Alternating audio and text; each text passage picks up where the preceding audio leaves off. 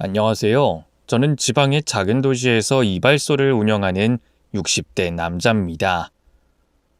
아내가 두 딸을 낳고 백혈병으로 투병 생활을 하다가 세상을 떠나고 호라비로 살아왔는데요. 살아온 이야기를 쓰면 책 한 권이 될 것 같습니다. 그중 가장 충격적이고 끔찍했던 사연을 적어볼까 합니다. 지금은 다 괜찮아졌으니 재밌게 들어주시면 고맙겠습니다. 제 아내가 세상을 떠나고 딸 둘을 저 혼자 키웠습니다. 제가 운영하는 이발소는 손님들의 머리카락을 자르는 일터기도 하지만 두 딸의 놀이터기도 했답니다. 아이들이 초등학교 저학년까지는 학교를 마치면 이발소로 달려와 제 곁에 머물러 줬어요. 그래서 이발소 안에서 밥도 먹고 숙제도 하는 공간으로 자리매김이 됐죠. 제가 좀 잘난 사람이면 아이들을 제대로 교육해 줄 텐데 벌이가 좋지 않아서 먹이고 입히는 것 말고는 해준 게 거의 없답니다. 그렇게 착한 두 딸을 키우고 있던 와중에 믿기지도 않고 있어서는 안 될 일이 생겼어요. 백혈병으로 세상을 떠난 아내를 이어서 큰딸이 백혈병에 걸리고 만 것이죠.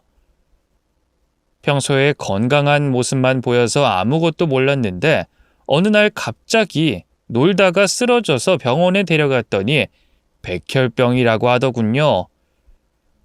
바로 입원 치료를 해야 한다고 해서 이발소 문을 닫고 큰딸을 병원에 입원시켰죠. 항암 치료와 골수 이식만 하게 되면 완치가 가능하다고 했어요. 그래서 아내를 보낸 것과 달리 딸아이는 살릴 수 있을 거라고 믿어 의심치 않았답니다. 그래서 항암 치료를 시작했어요. 어린 것이 그 힘든 항암 치료를 받으니 얼마나 힘들었을까요? 너무 고통스러워서 말 한마디도 하지 못하고 끙끙 앓기만 하는 걸 보는데 제가 대신 아팠으면 좋겠다는 생각이 저절로 들었습니다. 그리고 골수 이식을 받기 위해 제 골수를 먼저 병원에 기증했어요. 제 골수가 딸에게 적합하지 않은 골수여서 다른 사람의 골수를 기다려야 하므로 제 골수를 먼저 기증했답니다. 그런데 딸과 맞는 골수가 쉽게 나오지 않아 계속 대기 상태로 입원을 해야 했습니다. 저는 큰딸이 잘 버텨줄 거라 믿고 있었는데 얼마 뒤에 고통을 버티지 못하고 세상을 떠났어요. 이제 겨우 10살 된 아이인데 꽃도 피워보지 못하고 제 아내의 곁으로 가버렸네요. 한동안 슬픔에 빠져 매일 울기만 했습니다. 가여운 제 딸을 그렇게 허망하게 보내니 가슴이 미어졌고 부모로서 지켜주지 못해 미안해서 억장이 무너져 일상을 살아가는 게 힘들었어요. 하지만 둘째 딸이 제 곁에 있었으니 빨리 정신을 차리려고 안간힘을 썼습니다. 딸아이는 제가 슬퍼하는 동안 고사리 손으로 밥도 챙겨주고 힘내라고 등도 토닥여줬어요. 제가 해줘야 할 일을 어린 것이 대신해 준 거죠. 저는 힘든 시기지만 마지막 남은 제 딸을 위해 힘을 내기로 했습니다. 이 아이만큼은 절대 아프지 않고 외롭지 않게 해주겠다고 맹세했답니다. 그래서 매달 병원에 데려가 피검사를 했고 금이야 오기야 보살펴가며 아빠 노릇을 했어요. 또 이발소도 늦게까지 하지 않고 저녁이 되기 전에 문을 닫고 집으로 들어가 딸과의 시간을 많이 보냈답니다. 제가 해줄 수 있는 게 많지 않지만 있는 거 없는 거 다 끌어다가 딸아이에게 베풀어줬죠. 다행히 둘째 딸은 아픈 데 하나 없이 건강하게 자랐답니다. 저에겐 그것만으로도 큰 축복이어서 더 바랄 게 없었어요. 그렇게 성인이 된 딸은 지방에 있는 대학에 나와 괜찮은 회사에 취직해서 사회생활을 시작했습니다. 저희 집에서 딸의 회사까지 거리가 꽤 있어서 독립을 해도 되는데 딸이 저와 같이 지내고 싶다고 해서 제 품에 계속 둘 수 있었어요. 아내와 큰딸이 떠나 공허한 마음이 둘째 딸의 사랑으로 가득 채워졌답니다. 이렇게 더 바랄 게 없는 행복한 인생을 살고 있었는데 딸아이가 28살에 결혼하겠다고 남자를 데려왔어요. 애인이라는 사람은 서울 사람이었는데 지방에 출장을 오가며 딸과 인연이 됐다고 하더군요. 사업가이자 건강하고 건실했으며 인성이 바른 청년이었습니다. 아주 좋은 소식이라 기뻐해야 마땅한데 저는 괜히 서운하고 아쉽더라고요. 금이야 오기야 키운 딸이니 그런 거겠죠. 제가 아쉬워하지만 딸아이는 싱글벙글한 얼굴로 빨리 결혼하고 싶다고 말하더라고요. 그래서 뭐 어쩌겠어요. 딸의 행복을 위해서라면 못할 게 없는 저였으니 단번에 결혼을 승낙했답니다. 몇 주 뒤 서울에서 사돈 식구들과 대면하는 상견례를 치르게 됐고 곧 결혼식까지 치렀답니다. 딸은 사위와 서울로 둥지를 틀면서 저와 멀리 떨어져 지내게 됐어요. 그래서 저는 제 남은 인생을 딸에게 도움이 될 수 있도록 이발소에서 돈이나 많이 벌기로 했습니다. 딸은 사위와 신혼을 행복하게 보내고 있었는지 연락도 뜸해지고 제가 보낸 문자에 답장도 잘 주지 않더라고요. 조금 서운하긴 했지만 새로운 인생을 살고 있어 그런가 보다 하고 이해하고 받아들였습니다. 딸을 볼 수 있는 날은 명절뿐이었어요. 서울에서 가정을 꾸리고 직장 생활까지 하고 있으니 시간을 내는 게 보통 어려운 게 아니었나 봅니다. 그래서 가끔 제가 시간을 내서 서울로 올라가 딸과 사위에게 선물도 사주고 맛있는 것도 먹이고 돌아오곤 했습니다. 그렇게 3년이 지났을 무렵 딸과 사위가 연락도 없이 저를 찾아왔습니다. 아무것도 모르는 상태에서 딸이 등장하니 2배로 반가웠고 기뻤답니다. 저는 딸을 끌어안으며 말했습니다. 우리 딸내미가 아빠 보려고 일부러 온 거야. 아이고 감동해서 눈물이 나올 지경이구만. 아빠 놀랐지? 아빠 보고 싶어서 내가 무작정 내려오자고 했어. 아빠 사위도 아빠가 많이 보고 싶었대. 그래? 아이 정말 고맙구나 박서방. 그간 잘 지냈나? 몸은 건강하지? 사업은 어떤가? 제 물음에 사위 역시 활짝 웃으며 모든 게 좋다고 하더군요. 그래서 바로 토종닭 2마리를 사서 자식들에게 삼계탕을 끓여줬답니다. 시골 닭은 도시와는 다르니 실컷 먹고 몸이나 보신하라고 했죠. 딸 내외는 싱글벙글 웃으며 닭을 먹었고 배가 부르자 제가 사는 이야기를 들려달라며 요즘 이발소가 어떠냐고 물었습니다. 장인어른, 이발소는 잘 되시나요? 이런 작은 도시에서 장사하시면 거의 다 단골이죠? 절반은 단골이고 다른 마을에서도 많이들 와. 하루에 50명은 오는 것 같구만. 옛날에 비하면 지금은 그럭저럭 먹고 살만은 하지. 50명이요? 이발비가 10,000원이니까 하루에 50만 원을 버시는 거네요? 와, 장인어른 실력이 대단하신가 봐요. 아닐세. 그냥 보통인데 이 사람들이 정이 많아서 계속 날 찾아주는 거야. 그래서 많은 손님들이 와도 일을 줄이지 못하고 매일 바쁘게 일하고 있는 거지. 하루에 12시간씩 서서 일하느라 아주 힘들다고. 제가 딸에게 많은 유산을 넘겨주려고 열심히 일한다는 말은 생략했습니다. 괜히 딸아이가 걱정하는 눈초리로 볼까봐 허허 웃으며 하나도 힘들지 않다고 말했죠. 그렇게 여러 가지로 저에 대한 걸 묻더니 딸애와 사위가 부탁의 말을 꺼냈습니다. 아빠, 우리가 오늘 여기 온 건 아빠가 보고 싶어서도 맞지만 부탁할 게 있어서 왔어. 아빠 사위 사업이 요즘 흔들리고 있어. 아무래도 새로운 투자자가 필요하대.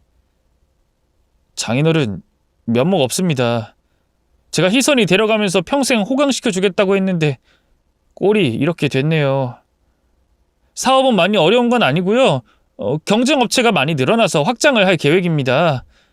거기에 장인어른이 힘을 보태어 주신다면 저로서는 아주 큰 영광일 겁니다.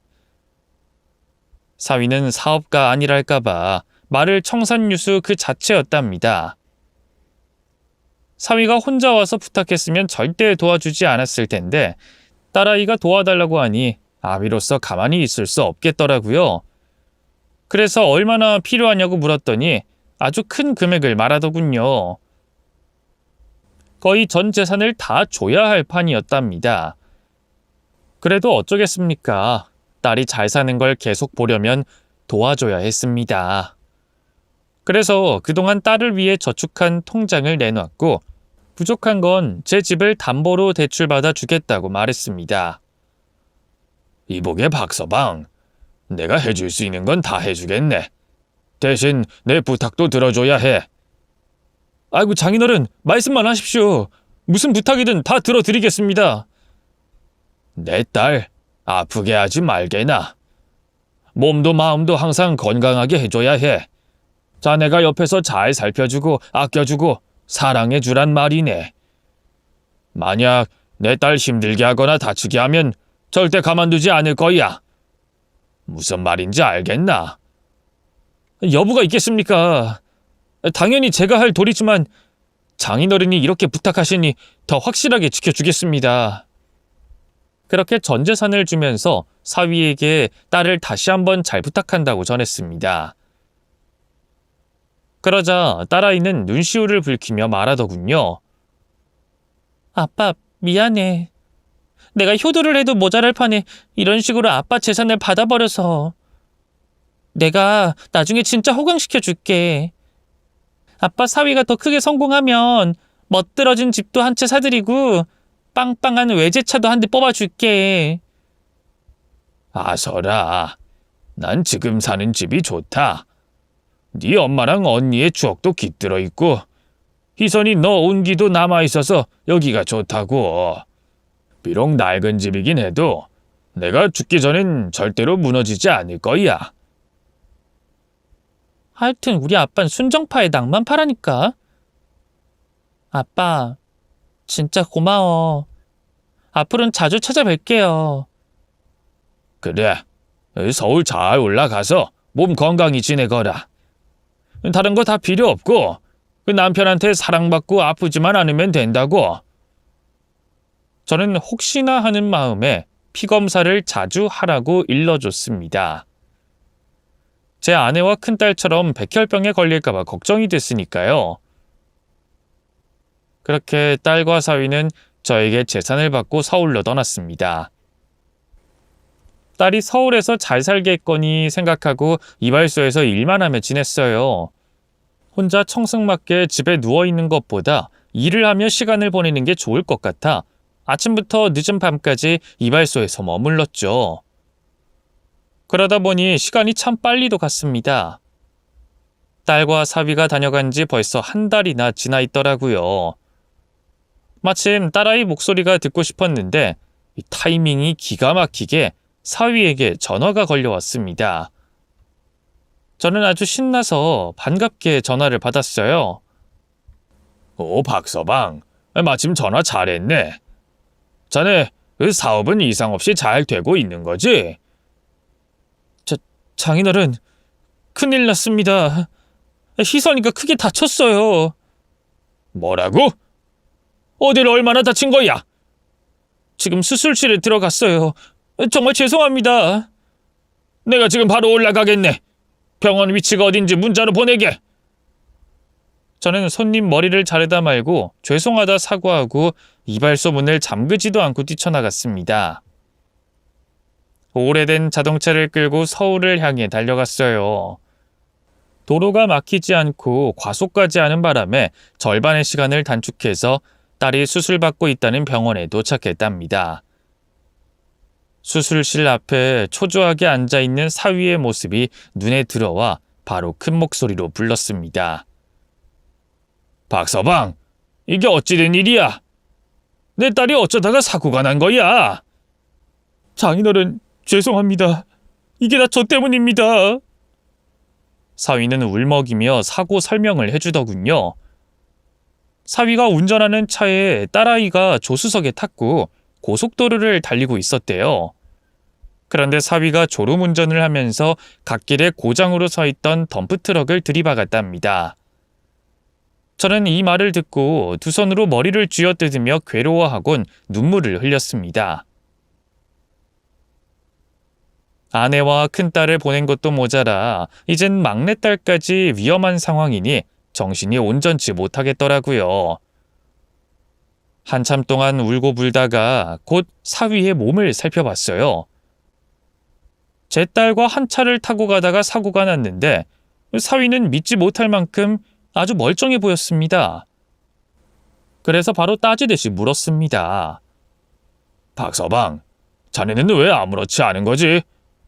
자네가 졸음운전해서 사고가 났다고 하지 않았나? 그런데 왜 자네는 멀쩡하고 내 딸만 수술실에 들어간 거야? 아니, 도대체 어떻게 사고가 난 거냐고? 장인어른, 죄송해요. 조수석 쪽만 덤프트럭 뒤를 박아버렸어요. 그래서 전 다치지 않았습니다. 정말 죄송해요. 다치더라도 제가 다쳤어야 했는데 면목 없습니다, 장인어른. 세상에 어떻게 이런 일이?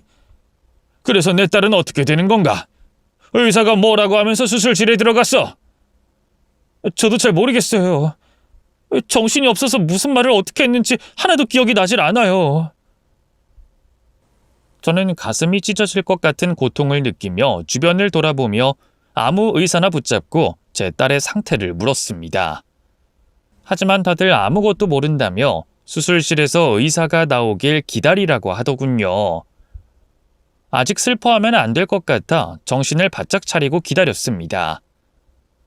몇 시간 뒤 초록색 수술복을 입은 의사가 수술실 문이 열리며 나오더군요. 저는 바로 말이 튀어나왔습니다. 선생님, 제 딸 어떻게 됐습니까? 무사합니까? 저희는 최선을 다했습니다.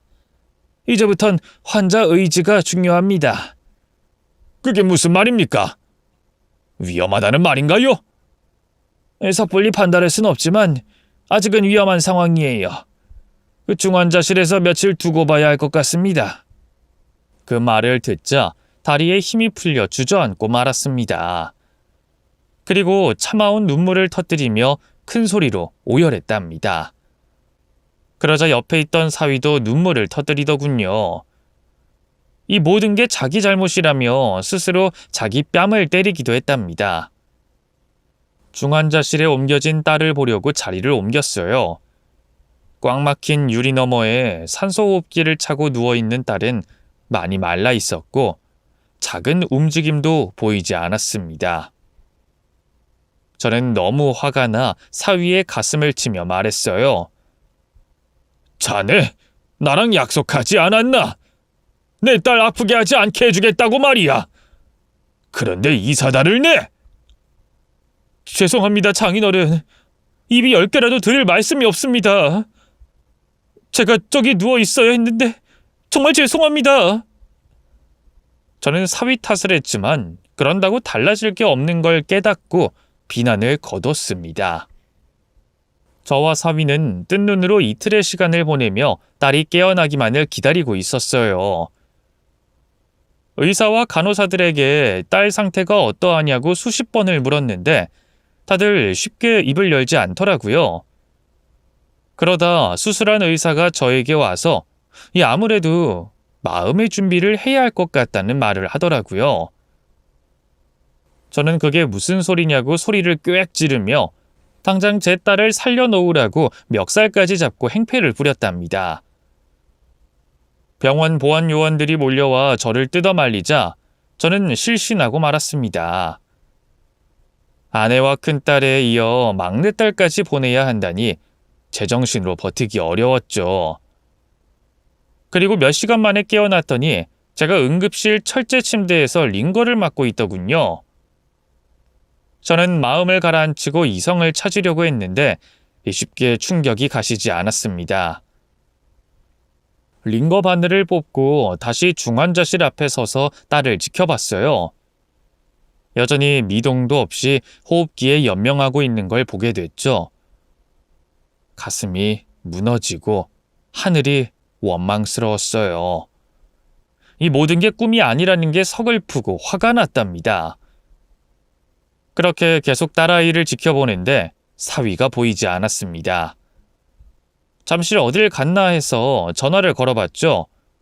그랬더니 회사에 급한 일이 있어서 출근했답니다. 그런데 사위 목소리가 아주 가볍고 쾌활하게 들렸어요. 제가 극도로 흥분하고 화가 난 상태라 잘못 들었나 싶었는데 심호흡을 하며 다시 사위 목소리를 들어보니 아주 편안하게 느껴졌습니다. 장인어른, 제가 지금 많이 바빠요. 회사 일이 사장이 없으면 돌아가지 않는 걸 이해해 주세요. 그리고 제가 거기 계속 붙어 있는다고 희선이가 금세 깨어나는 게 아니지 않습니까? 장인어른도 어디 사우나 같은 데라도 가서 눈 좀 붙이세요. 자네는 지금 일이 손에 잡히나? 그리고 뭐? 사우나에 가서 자빠져 자라고? 그게 지금 할 소린가? 내 딸은 사경을 헤매고 있는데 박서방 자네는 아무렇지 않은 거야? 아직 화가 덜 풀리셨군요. 이성을 좀 찾으셔야겠네요. 저기 장인어른, 저 지금 바쁘니까 나중에 통화하도록 해요. 전화 끊습니다. 사위는 어처구니 없게 바쁘다면서 전화를 끊어버리더군요. 이게 다 누구 때문에 일어난 일인데 팔자 좋게 회사에서 일을 하다뇨? 저는 아무리 생각해봐도 사위를 이해할 수 없었습니다. 그리고 자꾸 이상한 상상이 머릿속에서 펼쳐졌어요. 똑같이 교통사고를 당했는데 사위는 멀쩡하게 출근해서 일도 할 수 있는데 제 딸은 사경을 헤매고 있으니 말입니다. 이에 저는 뭔가 숨기는 게 있는 것 같아 사위 뒤를 캐내보기로 결심했습니다.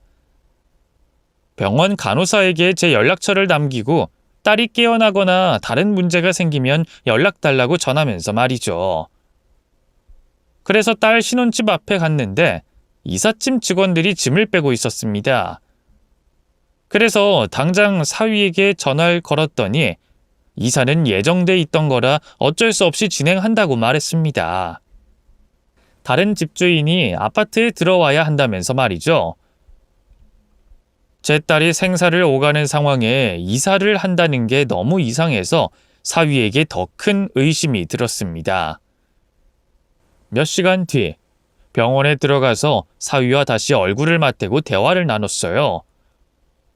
자네 지금 상황에서 이사를 하는 게 말이 된다고 생각하나?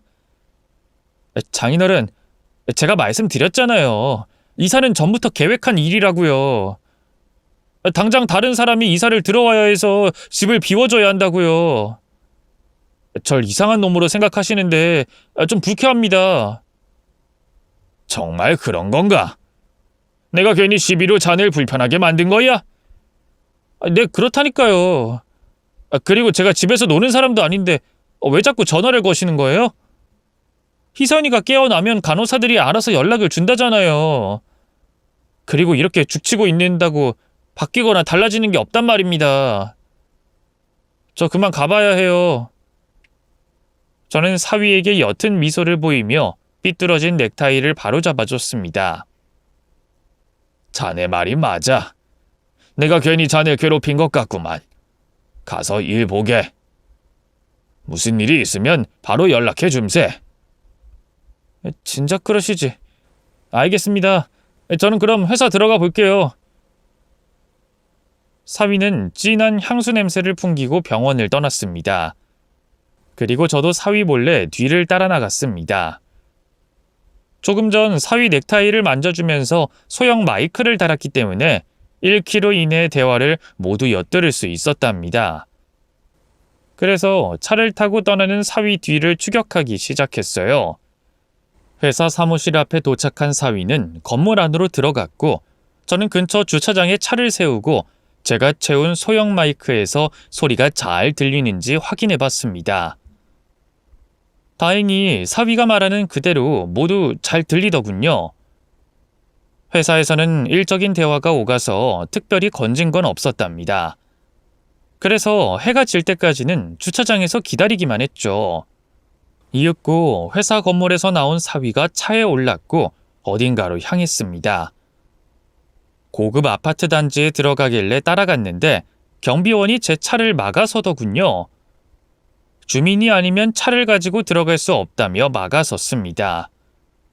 그래서 차를 돌려 공영 주차장에 주차를 하고 아파트 단지를 돌아다녔답니다. 이어폰에서 사위의 목소리가 들리려면 1km 반경 안에 들어가야 하는데 제가 많은 아파트 사이로 헤매고 있었는지 치지직거리는 소리만 들렸어요. 그렇게 한참을 돌아다니다가 곧 사위의 목소리가 잡혔습니다. 더 선명하게 들으려고 이리저리 몸을 움직였어요. 그러자 잡음 하나 없이 깔끔하게 들리는 사위의 목소리가 들렸습니다. 자기야, 오늘 병원에서 보니까 집사람 오래 버티지 못할 것 같더라. 누구에게 말하는 건지 궁금했는데 바로 상대의 목소리가 들렸습니다. 어허, 희소식이네. 역시 내 계획이 제대로 먹혔지? 덤프트럭 뒤에 갖다 박아버리면 누구든 저승길이라니까. 기적이 아니고서야 자기 마누라녀는 절대 깨어나지 못해. 그러니까 난 이게 될까 싶었는데 완전 대박이었다니까. 또 그 교통조사계에서도 단순 사고로 결론을 내렸다니까. 아무도 날 의심하지 않는다고. 아니다. 장인놈이 날 석연치 않게 생각하는 것 같더라. 그래도 뭐 놓친 내가 뭘 할 수 있겠어. 저는 두 주먹을 불끈 쥐고 두 년놈의 대화를 계속 들었습니다. 당신한테 전 재산 몰빵으로 줬다는 호구장인? 이발사라면서 무슨 돈이 그렇게 많았대? 시골에서 이발소. 개미 새끼처럼 하루 종일 일만 하는 노친네라서 모아둔 게 꽤 많았나 봐. 여하튼 집사람 이용해서 노친네 돈 뽑아 먹었고 마누라녀는 곧 저승 갈 테니 보험금은 어마무시하게 받겠네. 당신한테 든 보험이 6개지? 응, 사망보험 4개랑 자동차 사고보험 2개. 다 합치면 좋게 20억은 나올 거야. 3년 동안 보험료를 성실히 납부했으니 보험회사도 의심하지 않을 거야. 내가 보험 설계사로 일하면서 얼마나 많은 연구를 한 줄 알아? 여하튼 우리가 3년 동안 계획한 일이 제대로 성공하게 될 거야. 곧 떼부자가 돼서 하와이로 뜰 수 있을 거라고. 이게 다 자기 덕분이야. 처음에 자기가 사람 하나 보내버리고 보험금 타자고 했을 때 이게 뭔 소린가 했다니까. 그런데 이렇게 완벽한 계획이었다니. 우리가 연애할 때 한몫 땡겨서 은퇴하고 해외 가서 살자는 계획이 마침내 눈앞에 왔단 말이지. 내가 대단한 년이긴 하지. 그런데 욕심이 더 생기지 않아? 자기 장인 말이야. 식구 하나 없는 호랍이라며. 이왕이면 그 노친네도 보험 사기로 보내버리면 어떨까 싶은데. 자기가 슬픈 척 연기 좀 더 하고 아예 그 노친네 집에 가서 같이 살면 되잖아. 옆에 붙어서 보내면 얼마나 간편하겠어. 그 노인네? 그래, 뭐 좋아. 이왕 일 버린 거 크게 놀아보자고. 그놈 작전은 어떻게 짤 거야? 뭐 좋은 아이디어가 있는 거야? 그야 내가 다 알아서 해줄게. 보험금 지급 사례를 쭉 살펴보고 의심받지 않고 노친네를 보낼 방법이 뭐가 있는지 다시 찾아봐야지. 그런데 걱정하지 마. 내 머리에서 짜집기해서 방법이 나오면 누구든 빠져나가지 못하니까 말이야. 역시 자긴 최고야. 그런데 자기 오늘 왜 이렇게 예쁘냐? 어제보다 더 상큼해진 것 같은데? 자기야, 내가 다른 여자랑 결혼해서 마음 아프지는 않았어? 당연히 열받고 화딱지 났지. 당신이 다른 년이랑 자빠져 자는데 좋을 리가 있겠어? 그래도 뭐 곧 돈으로 보상받으니까 상관없어. 20억이 눈앞에 다가왔는데 그 정도는 감수해야지. 게다가 자기는 평생 내 남자로 남을 거니까 잠깐 빌려줬다고 생각하면 돼. 그래서 그년이랑 부부로 사는 건 좋았어? 좋긴 개뿔. 외모도 내 스타일 아니고 성격도 까칠해. 잠자리도 그저 그렇고 말이야. 여자는 자고로 자기처럼 잠자리 스킬이 좋은 여자가 최곤데 말이야. 이 저질. 하여튼 밝힌다니까. 그럼 우리 축배를 들 겸 침대로 자리 옮길까? 여부가 있겠습니까, 마님. 오늘 밤 잠잘 생각 마세요. 이 돌쇠가 2박 3일 동안 힘을 쓰겠습니다. 이 귀여운 자식. 역시 자기랑 나랑은 천생연분이라니까. 사위놈은 상간녀와 단순한 바람을 피우는 게 아니었습니다. 제 딸을 처음부터 해칠 목적으로 접근해서 결혼을 한 거였죠. 상간녀와 짜고 이런 몹쓸 짓을 계획했다는 걸 듣게 되자 피가 거꾸로 솟았습니다. 이제야 왜 사위만 멀쩡한지 알 것 같았습니다. 이에 저는 광분하고 바로 경찰서로 달려갔어요. 제 딸이 사고로 중환자실에 있다는 걸 알리고 사위와 상간녀가 나눈 대화 녹음본을 들려줬죠. 그러자 형사들이 화들짝 놀라며 자리에서 일어나더니 사위를 찾아가겠다고 하더군요. 영장이 바로 나오지 않아 일단 현행범으로 긴급 체포하고 증거를 보충해서 감옥에 보낼 생각이었답니다. 그래서 저도 형사들 뒤를 쫓아 다시 사위의 집 앞으로 달려갔어요. 저보다 먼저 도착한 형사들은 벌써 사위와 상간녀의 손목에 쇠고랑을 채우고 입구로 나오고 있더군요. 그래서 저는 사위에게 주먹을 날리려고 팔을 들었습니다. 그러자 형사들이 붙잡고 늘어지는 바람에 한 대도 때려주지 못했어요. 저는 광분해서 침까지 흘려가며 화를 내고 있었는데 사위놈은 뭐가 그리 당당한지 피식 웃고 있었답니다. 이에 부하같이 밀어 소리를 고래고래 질렀어요. 이 나쁜 자식! 뭐가 좋다고 희죽거려! 감히 내 딸을 그렇게 만들어? 보험금 타먹으려고 그런 미친 짓을 벌이냐고! 이 야만적인 짐승 새끼들! 너희 둘 내가 가만두지 않을 거야. 평생 감옥에서 나오지 못하게 만들 거라고! 장인어른, 무슨 말씀이세요? 제가 희선이를 해치고 보험금을 타려고 했다고요? 무슨 그런 말도 안 되는 상상을 하고 그러세요? 보아하니 경찰들이 영장도 가지고 오지 않았던데. 장인어른이 녹음한 음성 때문에 자신만만해하고 있는 거예요? 그런데 어쩌죠? 그거 우리가 상상해서 떠든 말이에요. 게다가 이런 식으로 얻은 증거는 효용이 없습니다. 무용지물일 게 뻔하다고요. 저희가 잡혀 들어가도 바로 변호사 선임해서 빠져나올 수 있습니다. 그래도 용기가 가상하시네요. 저한테 녹음기 채우고 이렇게 수갑까지 채우셨으니 대단하십니다. 뭐야 이 자식아? 다 끝난 상황인데 정신 못 차리고 처웃고 있어? 인두껍을 쓴 짐승 같으니라고. 하늘이 존재한다면 넌 절대 빠져나오지 못해. 지금 네 놈이 들이마시는 숨이 사회에서 마지막 공기일 거다. 평생 감옥 안에서 썩은 내가 진동하는 시궁창 냄새나 맡으면서 살 거라고. 자신만만하시네. 마음대로 욕하세요. 놓친 내 보험금 받아먹긴 글러버렸네. 자기야, 우리 경찰서에 가서 머리나 식히고 국밥이나 먹고 나오자. 사위놈은 저를 조롱하며 당당하게 경찰차에 올랐습니다. 미치도록 화가 난 저도 경찰서로 따라갔죠. 그런데 사위가 선임한 변호사가 오더니 정말 불법 녹취한 증거물은 소용이 없다며 훈방 조치를 요구했습니다. 두 사람이 나눈 대화만으로는 죄를 따질 수가 없다며 법을 줄줄이 읊더라고요. 형사들은 영장이 나오지 않아 어쩔 수 없이 몇 시간 만에 사위와 상간녀를 풀어줬습니다. 저는 열불이 나서 왜 그냥 풀어주냐고 언성을 높였는데 형사들은 저를 말리며 어쩔 수 없는 상황이라 설명했고 증거를 찾아서 꼭 구속시키겠다고 저를 어르고 달래더군요. 저는 너무 화가 나고 억울해서 경찰서에서 눈물을 흘리다가 딸에게 돌아갔어요. 중환자실에 있는 딸은 여전히 미동도 없었습니다. 제 속은 썩어 문드러져 갔고 분통이 터져 미쳐버릴 것 같았답니다. 한참 동안 딸을 멍하니 바라보다가 다짐 한 가지를 했어요.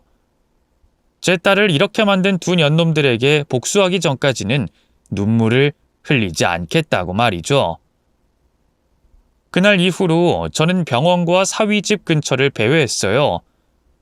녹음기는 탄로난 상태여서 다른 증거를 눈으로만 찾으려고 애를 써봤습니다.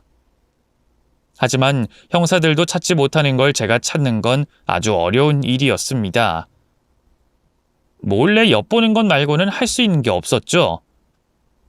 그래서 사위를 미행하고 다녔는데 어느 순간 제 시야에서 사라진 사위가 제 뒤에서 나타났습니다. 제 등을 톡톡 치면서 말하더라고요. 장인어른, 여기서 뭐 하세요? 누굴 미행하는 중이에요? 너희 개자식! 노신내가 애를 무진장 쓰네. 미행하려면 좀 그럴싸하게 하란 말이야. 이게 뭐야, 다 티나게. 어이 꼰대 할배, 이미 끝났어. 증거 따윈 하나도 없어서 아무것도 못한단 말이야. 날 처벌할 수 있는 방법은 이 지구상에서 아무것도 없어. 내가 얼마나 철저하게 계획한 일인데. 어쨌든 이렇게 따라다니는 거 그만 좀 해. 이럴 시간 있으면 오늘 내일 하는 당신 딸이나 더 보고 있으란 말이야. 이 악마 짐승, 쓰레기 같은 놈. 너 가만두지 않겠어. 저는 주먹을 휘둘렀습니다. 하지만 제 동작이 느리기도 하고 사위가 젊어서 빨라서 그런지 아무것도 맞추지 못했습니다. 어이씨구, 이제 주먹질까지 하려고? 이 꼰대야, 내가 그렇게 바보처럼 당할 줄 알았냐? 당신은 몸도 머리도 나한테 안 돼. 실컷 떠들어봐. 네가 한 짓은 절대 지워지지 않아. 하늘이 알고 땅이 알고 있다고. 곧 천벌받을 거야. 아이, 더럽게 말 많네. 이봐 노친네, 형사들도 다 포기하고 죽상인 거 몰라? 증거가 없어서 영장도 못 낸다잖아. 에휴, 이렇게 헛고생하지 말고 당신 딸한테 가서 빨리 좀 떠나라고 해. 그렇게 병원에 누워있어봤자 소용없다니까. 가망 없으니까 편히 눈 감으라고 전해주라고. 여러 사람 피곤하게 하지 말고 애미랑 언니 있는 곳에 가라고 하란 말이야. 사위놈의 발언에 눈이 뒤집혀 버린 저는 다시 주먹을 휘둘렀습니다. 하지만 젊은 사위의 속도를 따라가지 못해 허공만 가르고 말았어요. 사위는 낄낄거리면서 도망쳐 저에게 손을 흔들더군요. 어이 꼰대, 조만간 난 대박 터져서 이 나라 뜰 거라고. 당신이 할 수 있는 건 아무것도 없어. 무슨 말인지 알겠냐, 이 멍청한 자식아? 그때 저는 느꼈습니다. 딸이 깨어나지 못하면 사위놈을 제 손으로 끝장낼 거라는 걸 말이죠. 며칠 뒤 병원 휴게실에서 졸고 있었는데 간호사가 급하게 절 찾더군요. 큰일이 났다면서 소리를 질렀답니다. 그래서 전 바로 달려가 딸을 보게 됐어요. 그 순간 얼마나 많은 눈물을 흘렸는지 앞이 흐려서 아무것도 보이지 않았답니다. 저는 딸과 마주한 뒤 바로 사위와 상간녀가 사는 집으로 향했습니다. 한 손엔 두 년놈을 응징해줄 야구방망이를 들고 있었죠. 둘이 살고 있는 층으로 올라가 초인종을 울렸더니 쉽게 문을 열어주더군요. 사위는 저를 보자마자 농락하더군요. 어라, 노친내 왔네? 흥분한 얼굴 보니까 희선이가 저 세상에 갔나봐. 그렇지? 어허라, 오늘 그럼 다 같이 파티해야겠네. 꼰대, 잘 왔어. 와서 술이나 거하게 한잔하지. 내가 살 테니까 말이야. 당신한테 받은 돈이 많아서 그 정도는 선심 써줄 수 있다고. 저는 이를 꽉 깨물고 말했어요. 넌 쑥과 마늘 좀 처먹어야겠다. 이 짐승놈아. 내가 오늘 니놈한테 복수하는 날이다. 니놈이 들이마시는 이 공기가 오늘로써 마지막인 줄 알라고. 오호호, 진짠가 보네. 희선이가 저승으로 확실하게 갔나 봐. 그럼 이제 보험금만 타면 내 완전한 승리라고. 아싸라비야. 자기야, 들었지? 우리 이제 하와이로 뜨자. 유후. 보험금은 사흘 뒤에 바로 나오니까 그때까지만 참으면 이 지긋지긋한 한국 땅은 끝이다. 야호. 그 순간 저는 챙겨온 몽둥이를 휘둘렀습니다. 야구방망이로 휘둘렀더니 사위놈은 피하지 못하고 속수무책으로 당하기만 했답니다. 제가 여러 번 휘두르자 금세 바닥에 쓰러져서 끙끙 앓는 소리를 내더군요. 이에 질세라 상간녀에게도 달려들어 실컷 방망이를 휘둘렀어요. 두 년놈은 똑같이 바닥에 쓰러졌죠.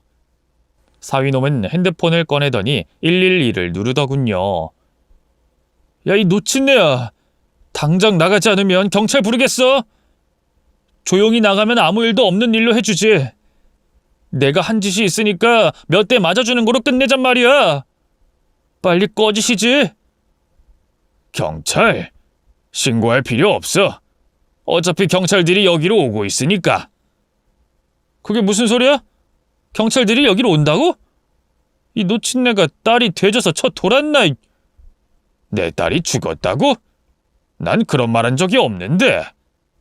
뭐? 아직도 숨이 붙어 있는 거야? 그러면 왜 여기 와서 이 난동을 부리는 건데? 네 놈이 내 딸을 해치려고 했던 증거를 찾았거든. 네 인생 이제 끝이야. 네 옆에 있는 년도 마찬가지고. 너희 둘은 오늘부로 다시 만나지 못하는 사이가 될 거야.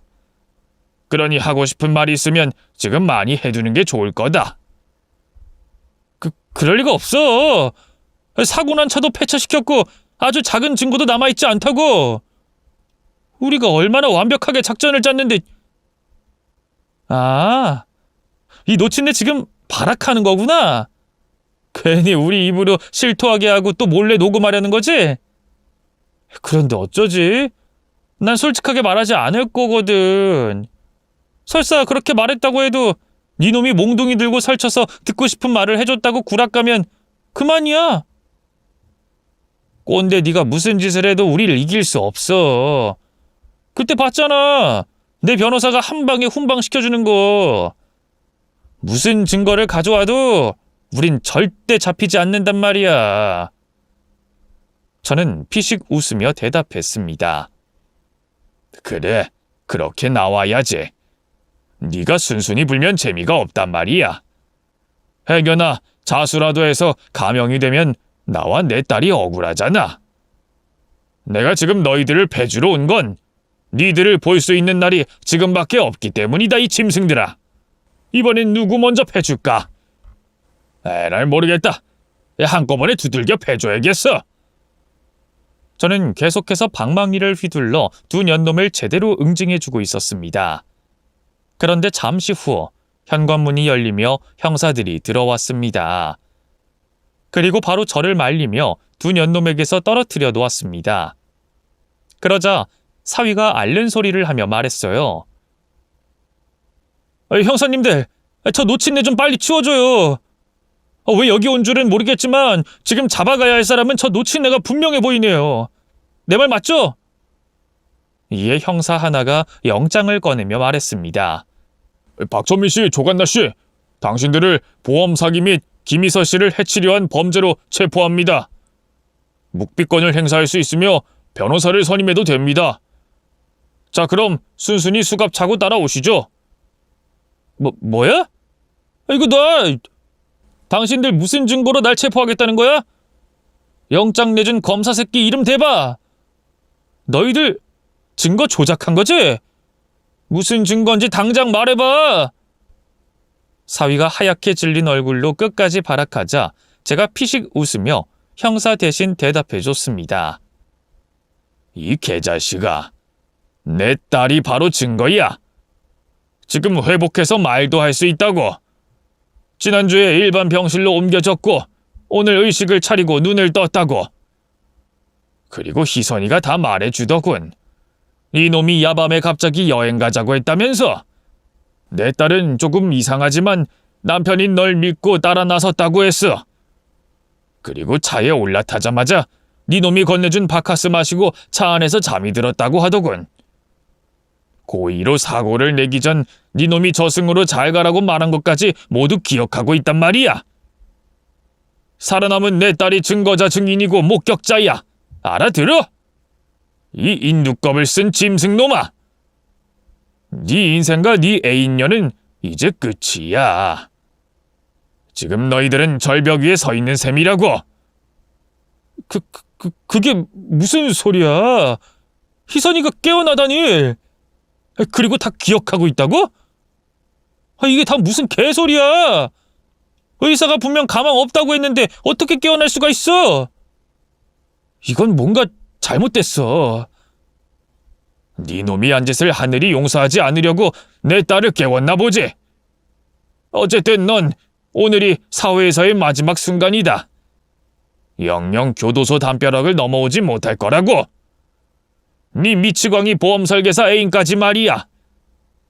둘이 이젠 만날 수 없으니 펜팔하면서 플라토닉 사랑을 하면 되겠네. 아니야, 그럴 리 없어. 이건 꿈일 거야. 뭔가 잘못돼도 한참이나 잘못됐다고. 꿈? 나한테 여태 얻어맞고도 모르는 거야? 좋아, 그럼 내가 현실인지 아닌지 가르쳐 줄게. 저는 형사들 사이를 비집고 방망이를 휘둘러 사위의 다리를 갈겼습니다. 그러자 짐승이 포효하듯이 울부짖더군요. 결국 사위와 보험 설계사 상간녀는 영장 체포를 당해 경찰서로 끌려갔답니다. 같은 시간, 저는 병원으로 다시 달려갔어요. 마지막 제가 해줄 수 있는 복수를 전했으니 딸아이가 바로 생각나더라고요. 이윽고 일반 병실에서 식사를 하는 딸아이와 마주하게 됐습니다. 저는 사위와 상간녀가 체포된 소식을 바로 전해줬어요. 우리 딸 괜찮니? 밥은 맛있어? 아빠 오셨어? 오랜만에 밥 먹으니 맛은 있네. 아빠, 미안해. 이 바보 같은 딸 때문에 고생이네. 그 자식이랑 상간녀는 어떻게 됐어? 내가 돼지게 패주고 오는 길이야. 지금 두 년놈은 경찰서에 잡혀가서 조사받고 있을 거야. 형사들이 네 증언을 바탕으로 감옥에 보내주겠다고 했어. 다행이다. 그런 짐승들이 활개치고 다니면 나 말고도 다른 사람이 또 위험해질 거라고. 이렇게 잡혀 들어가서 천만다행이야. 희선이 네가 깨어나서 잡힌 거야. 그러지 않았으면 증거가 없어 단순 사고로 종결됐을 거라고. 희선아, 고맙다. 네 엄마랑 언니를 보내고 너까지 보내면 난 어떻게 사나 걱정했어. 내가 아빠를 두고 어딜 가겠어. 아빠, 이젠 징글징글하다는 말이 나올 때까지 아빠 옆에 붙어서 살 거야. 하하하, 이제 농담까지 하는 걸 보니 진짜 괜찮은 모양이네. 그래, 아빠 옆에서 지겹도록 살아라. 천년 만년 아빠랑 같이 살아보자고. 그렇게 딸아이는 몸을 회복했고 한 달 뒤 열린 사위와 상간녀의 재판에 증인석에 올라 피해당한 일들을 자세히 읊었습니다. 그러자 판사님은 아주 큰 벌을 내리면서 판사봉을 두드렸습니다. 이에 두 년놈은 망연자실한 얼굴로 끌려나가고 말았어요. 그게 두 짐승의 마지막 모습이었죠. 그렇게 딸을 구하고 최고의 복수로 막을 내리게 됐습니다. 저와 딸아이는 사위놈에게 돌려받을 돈과 피해 보상금까지 모두 챙겼어요. 딸은 도시 생활을 더는 못하게 했다며 저를 따라 고향으로 돌아왔답니다. 그리고 아내와 딸이 있는 납골 땅을 찾아갔습니다. 희선이와 같이 가서 우릴 도와줘서 고맙다고 인사했고 앞으로도 계속 지켜달라고 부탁을 했답니다. 이후 저는 변함없이 이발사로 일했고 희선이는 보상받은 돈과 제가 조금의 도움을 줘서 서점을 차렸어요. 딸에게 하고 싶은 게 뭐냐고 물었더니 책을 좋아하니 작게나마 서점을 해보고 싶다 해서 마련해줬답니다. 딸은 과거 일 때문에 후유증이 있긴 하지만 꿋꿋이 잘 버티면서 서점 주인으로 열심히 일하고 있네요. 남자는 아직 만나는 게 두렵다며 집과 일터만 오가고 있답니다. 지금 사연을 쓰는 시기가 사건이 지난 지 2년이 됐는데 딸애는 아주 건강하게 잘 지내고 있답니다. 물리치료를 받고 정신과 약을 1년 넘게 복용하긴 했는데 이젠 아무런 치료도 필요하지 않은 상태네요. 물론 저도 딸과 함께 살고 있어서 전보다 훨씬 건강하고 행복한 삶을 지내고 있어요. 앞으로 저희 두 사람의 인생이 어떻게 될진 모르겠지만 건강하고 오래오래 살기만 하면 더할 나위 없을 것 같습니다. 여러분이 많은 응원과 위로의 댓글을 남겨주시면 그걸 보고 힘을 내서 살아보도록 하겠습니다. 그럼 제 사연은 여기서 끝낼게요. 제 이야기 끝까지 들어주셔서 진심으로 감사합니다. 모두 안녕히 계세요.